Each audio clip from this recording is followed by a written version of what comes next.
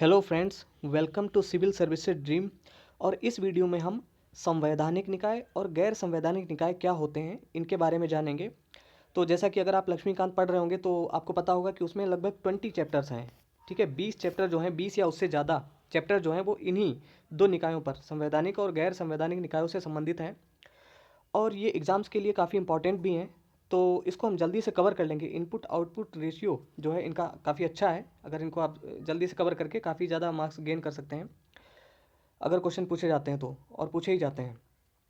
दूसरा ये है कि ये तो प्रीलिम्स की बात हो गई। दूसरा मेंस की भी, मेंस में भी ये पूछा जा सकता है कि संवैधानिक और गैर संवैधानिक निकायों की विशेषताओं का वर्णन कीजिए और किन्हीं दो संवैधानिक और किन्हीं दो सांविधिक निकायों का की संरचना और उनके कार्यों का वर्णन कीजिए। तो सिलेबस में है तो पूछा ही जा सकता है। तो और एक सबसे इम्पॉर्टेंट बात जो है कि संवैधानिक और सांविधिक में अंतर क्या होता है। एक मेजर डिफरेंस, काफ़ी बड़ा डिफरेंस है संवैधानिक निकाय और सांविधिक निकायों में।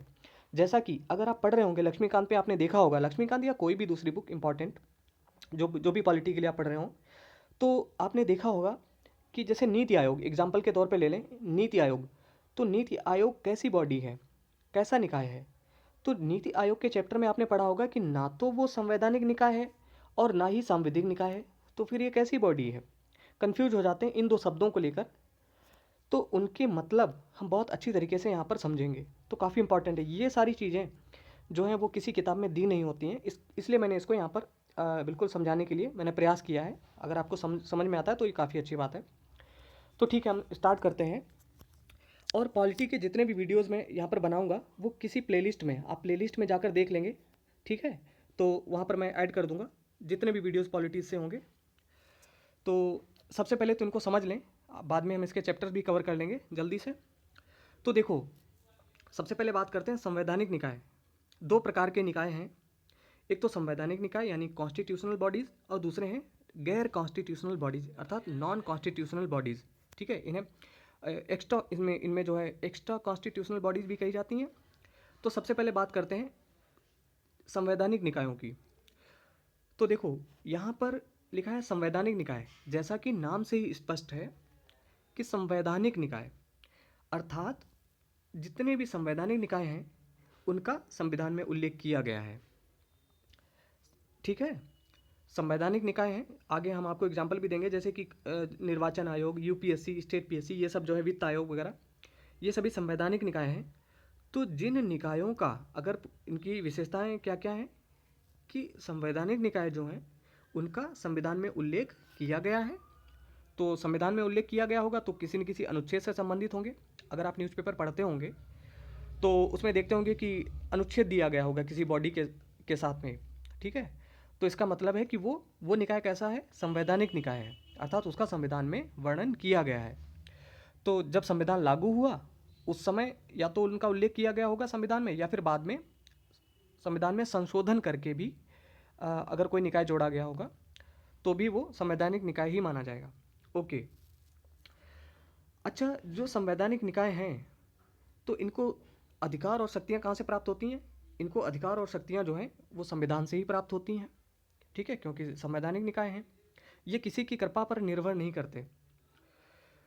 अगर इन निकायों में कोई परिवर्तन करना होता है, मान लीजिए अगर कोई परिवर्तन अगर करना जरूरी है तो सबसे पहले संविधान में ही संशोधन किया जाएगा वहाँ पर। ठीक है, किसी अनुच्छेद में वहाँ पर जाके जोड़ दिया जाएगा या अनुच्छेद में परिवर्तन कर दिया जाएगा किसी संविधान संशोधन के द्वारा, जो कि एक विशेष प्रक्रिया है। उससे पहले इसमें परिवर्तन नहीं किया जा सकता। अर्थात जब भी इसमें कोई परिवर्तन करना होगा तो हमें संविधान में संशोधन करना होगा। ठीक है, तो संवैधानिक निकाय कौन कौन से हैं, जैसे कि निर्वाचन आयोग यानी इलेक्शन कमीशन। ठीक है, आप न्यूज़पेपर में पढ़ते होंगे। तो इलेक्शन कमीशन क्या है, मैं आपको लास्ट में इसी वीडियो में कुछ क्वेश्चन दिखाएंगे, इस वीडियो के अंत में जो क्वेश्चन पूछे गए कि यूपीएससी में कैसे क्वेश्चन पूछे जाते हैं इससे रिलेटेड, और स्टेट पीएससी में कैसे क्वेश्चन पूछे जाते हैं किस तो उनको अभी देखेंगे। तो संवैधानिक निकाय कौन कौन से हैं, जैसे कि निर्वाचन आयोग। आगे जब हम इनके चैप्टर कवर करेंगे तो सारा सब कुछ कवर हो जाएगा, लेकिन अभी एग्जाम्पल के तौर पर आप यहाँ समझ लीजिए। निर्वाचन आयोग है, उसके बाद यूपीएससी, यूपीएससी यानी संघ लोक सेवा आयोग, और जितनी स्टेट पीएससी हैं यानी राज्य लोक सेवा आयोग, ये भी संवैधानिक निकाय ही हैं।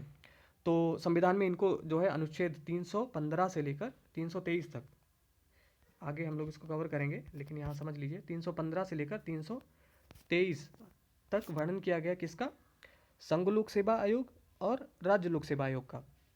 तो अगर आप यूपीएससी या स्टेट पीएससी की प्रिपरेशन कर रहे हैं तो इंटरव्यू में भी आपसे पूछा जा सकता है कि इसका संविधान में कहाँ पर उल्लेख किया गया है, तो ये चीज़ तो आपको याद होनी ही चाहिए, ठीक है।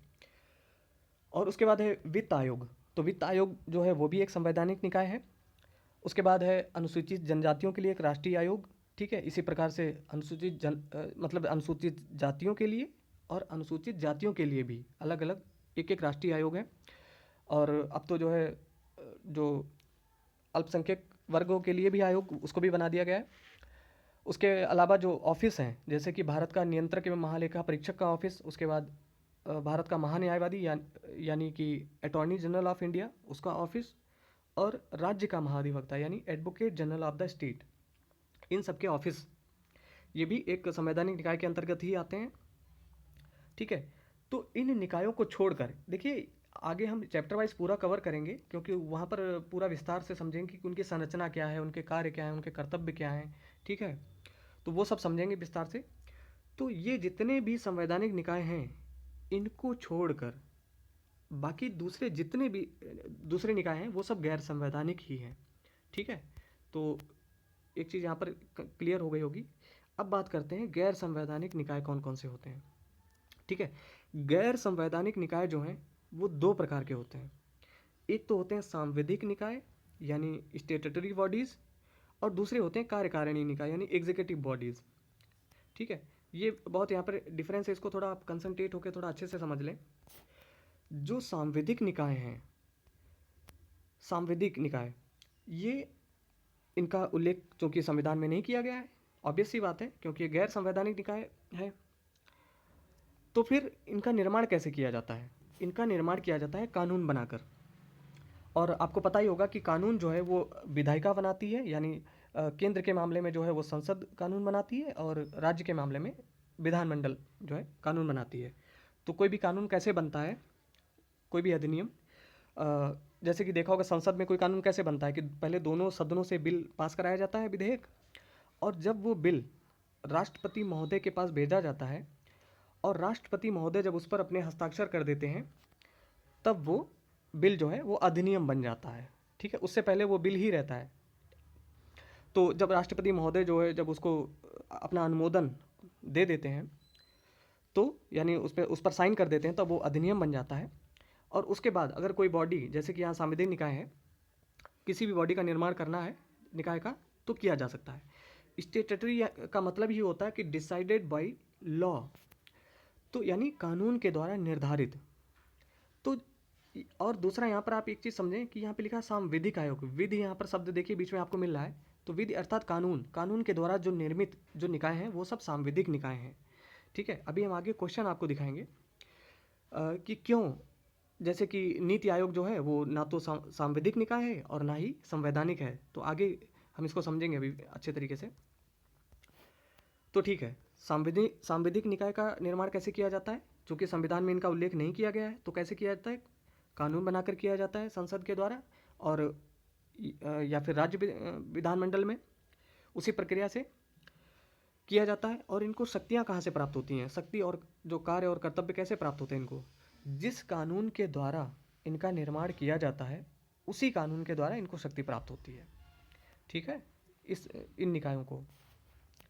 अच्छा, अगर इन निकायों में कोई परिवर्तन करना हो, जैसे कि राष्ट्रीय मानवाधिकार आयोग है या राष्ट्रीय महिला आयोग है, ठीक है, तो अगर इस प्रकार के निकायों में जो सांविधिक निकाय हैं, जो विधि बनाकर यानी कानून बनाकर जिनका निर्माण किया गया है, तो अगर इसमें कोई परिवर्तन करना होगा तो क्या करना होगा, हमें उस कानून में परिवर्तन जाकर करना होगा, ठीक है, उसी प्रक्रिया से सामान्य बहुमत से संसद के द्वारा, या अगर विधानमंडल ने बनाया होगा तो राज्य विधानमंडल के द्वारा, ठीक है, तभी परिवर्तन किया जा सकता है।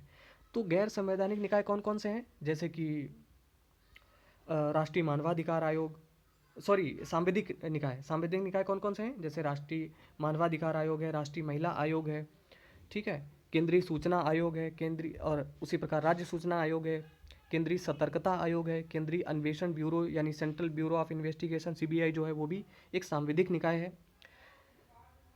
तो इन सब के बारे में हम बाद में विस्तार से एक एक चैप्टर पर जल्दी से कवर कर लेंगे। अब बात करते हैं जैसे नीति आयोग, ये क्या है इसके बारे में। तो जैसा कि संवैधानिक गैर संवैधानिक निकाय हैं वो उनको दो प्रकार से हम समझेंगे। एक तो हमने समझ लिया कि संवैधानिक निकाय के तौर पे, दूसरा कार्यकारिणी निकाय। तो कार्यकारिणी निकाय यानी एग्जीक्यूटिव बॉडीज़, ये जो बॉडीज़ होती हैं, ये जो निकाय होते हैं, ना तो ये संविधान में इनका उल्लेख किया गया होता है और ना ही इनको किसी कानून के द्वारा बनाया गया होता है। ठीक है, तो इसका मतलब ये ना तो कोई लीगल बॉडीज़ होती हैं और ना ही कॉन्स्टिट्यूशनल बॉडीज़ होती हैं। तो ये कैसी बॉडीज़ होती हैं, तो फिर इनका निर्माण कैसे किया जाता है। इनका निर्माण जो होता है वो सरकार के किसी प्रस्ताव द्वारा या आदेश को द्वारा निर्मित कर दिया जाता है। मंत्रिमंडल के, कैबिनेट के द्वारा किया जा सकता है कभी भी बिना कानून बनाए। ठीक है, जैसे कि आपने देखा होगा कि पहले योजना आयोग था और उसके बाद नई सरकार आई तो उसने उसको हटाकर, और सिंपल उसके लिए कोई कानून की आवश्यकता ही नहीं, क्योंकि कानून से बना ही नहीं है। तो फिर और वहाँ पर उसकी जगह नीति आयोग बना दिया। ऐसे ही राष्ट्रीय विकास परिषद की स्थापना हुई थी, को बनाया गया था। वो भी एक प्रकार से जो है वो एग्जीक्यूटिव बॉडी ही है, मतलब ना तो वो सांविधिक निकाय है और ना ही संवैधानिक निकाय है। तो जब आप लक्ष्मीकांत में देखा होगा कि ये चैप्टर जब आप पढ़ रहे होंगे तो वहाँ पे लिखा होगा कि ना तो ये संवैधानिक निकाय है और ना ही सांविधिक निकाय है। ठीक है, तो वहाँ पर कंफ्यूज हो जाते होंगे कि पहली बार में कि आखिर इनमें अंतर क्या है। तो कौन से क्वेश्चन इस प्रकार से पूछे जाते हैं, जैसे कि यहाँ पर एक क्वेश्चन है कि निम्नलिखित में से किस निकाय या किन निकायों का संविधान में उल्लेख नहीं है। ये यूपीएससी 2013 में क्वेश्चन पूछा जा चुका है आईएएस के लिए प्रीलिम्स में। तो यहाँ पे दिया गया राष्ट्रीय विकास परिषद, योजना आयोग और क्षेत्रीय परिषदें। तो योजना आयोग की जगह आप मान लें अब नीति आयोग है।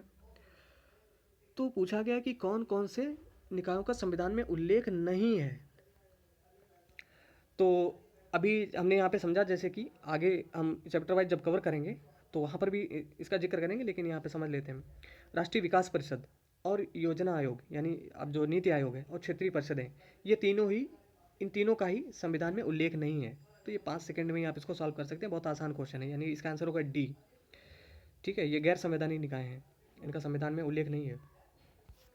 उसके बाद एक क्वेश्चन है यहाँ पर, जैसे कि यूपी पीसीएस में पूछा गया 2013 में, और भी कई स्टेट पीएससी में पूछा जा चुका है कि निम्नलिखित में से कौन एक संवैधानिक निकाय नहीं है। ठीक है, जब संवैधानिक निकाय नहीं है तो जैसे कि यहाँ पे संघ लोक सेवा आयोग है, वो तो संवैधानिक निकाय है। राज्य लोक सेवा आयोग वो भी एक संवैधानिक निकाय है। वित्त आयोग भी एक संवैधानिक निकाय है। योजना आयोग जो है वो संवैधानिक निकाय नहीं है। तो इसका आंसर होगा डी, यानी योजना आयोग, या उसकी जगह पर अगर आप नीति आयोग को पूछा जाए तो नीति आयोग उसका आंसर होगा। इसके बाद एक इसी प्रकार से एक क्वेश्चन है कि निम्नलिखित में से कौन संविधानेतर संस्था है। ठीक है, एक्स्ट्रा कॉन्स्टिट्यूशनल बॉडीज, यानी जिनका जिक्र कॉन्स्टिट्यूशन में नहीं किया गया है, उसके अतिरिक्त जो बॉडी है। तो यहाँ पर देख रहे हैं योजना आयोग या फिर नीति आयोग इसका आंसर होगा। और ये कई स्टेट पीएससी में पूछा जा चुका, उत्तराखंड में भी पूछा गया है, यूपी पीसीएस प्रीलिम्स में भी पूछा गया था और मेंस में भी पूछा गया है। तो दोस्तों इसके बाद हम लोग चैप्टर वाइज स्टार्ट करेंगे। अगर आप लोगों को इम्पॉर्टेंट लगेगा तो मैं इसको कंटिन्यू रखूँगा और जल्दी से आपको नोट्स भी दे देंगे और पीडीएफ भी आपको मिल जाएगी। ठीक है, अगर आप टेलीग्राम पे अगर हमारे चैनल से जुड़े होंगे, नीचे आप डिस्क्रिप्शन में वहाँ पर लिंक आपको दे देंगे टेलीग्राम की, वहाँ से जाकर आप जुड़ सकते हैं या फिर स्नैपशॉट भी ले सकते हैं अगर आप ज़रूरी नहीं समझते हैं तो ठीक है, अगले लेसन से हम स्टार्ट करेंगे। ये वीडियो कैसा रहा आप हमें ज़रूर बताएं। इस वीडियो को प्लीज़ आप लाइक करें अगर आपको अच्छा लगा हो। तो ये वीडियो देखने के लिए आप सभी का बहुत बहुत धन्यवाद। Have a good day.